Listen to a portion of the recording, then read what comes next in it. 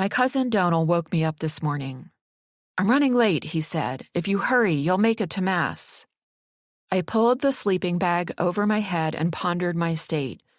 Not bad, considering.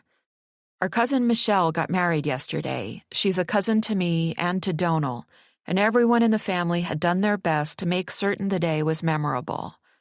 My contribution had involved traveling here to Ireland from my home in Austin, Texas, and then drinking a strategic amount of Jameson's. "The last time I saw you, you were suspended somewhere between the floor and the ceiling, levitating," my Uncle Brendan said when I finally appeared downstairs. He was referring to the strenuous hopping I had resorted to at around 2 a.m, having abandoned more complicated dance moves by then. Brendan and his wife Kathleen, my mother's sister, were turning Donal's house upside down in search of their son Cormac's trousers. He had no idea where he'd put them, and he was in bed in the next room, giggling. 15 minutes later, the trousers were discovered in a white plastic bag beside the front door.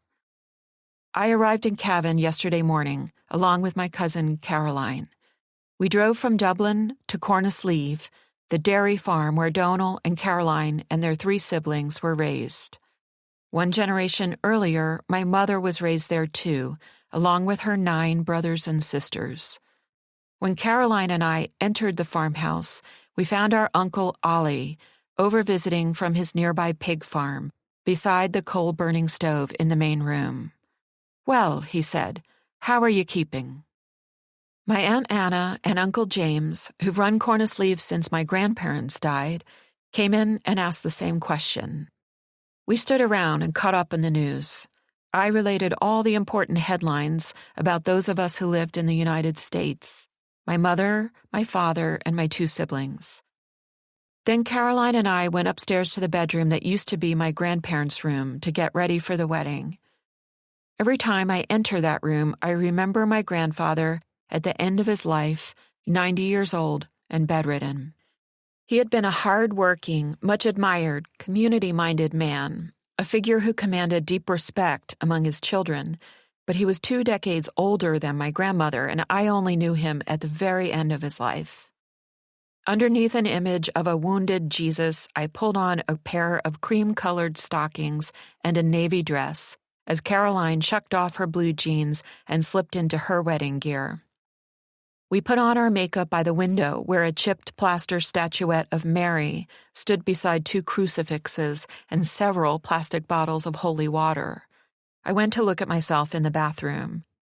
Out the bathroom window, I could see that the concrete yard behind the house was wet with rain, and over in the hayshed, a line of washing was hanging where it would keep dry. At the church, my cousin Hugo came striding over, visibly nervous. I helped him hand out wedding programs.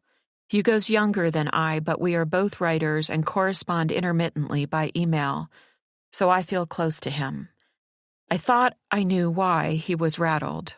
His father, my Uncle Francie, died in a farm accident several years ago, rending a hole in the fabric of the family. Hugo's mother, my Aunt Nuala, has had a hard time ever since. Now we were gathering to celebrate the first wedding of any of Francie and Nuala's children. To take Hugo's mind off things, I said something silly about an episode involving a fire extinguisher that took place after the last family wedding. "Your sister," Hugo said, "she's lethal. She had me drink a bottle of whiskey that night." The stone church we were standing in was built right after Catholic emancipation, when Catholics could build churches again. My grandparents were married here, and my parents, as well as most of my many aunts and uncles. Francie and Nuala were married here too. Now Francie's buried in the graveyard beside my grandparents. Michelle arrived in a silver Peugeot driven by our Uncle Ollie. "This is so weird," she said as she stepped inside the church.